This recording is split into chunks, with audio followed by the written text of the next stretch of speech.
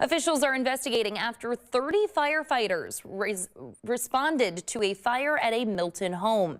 Dispatchers took the call just after 2 yesterday afternoon about a fire in the 1200 block of Bowers Lake Road.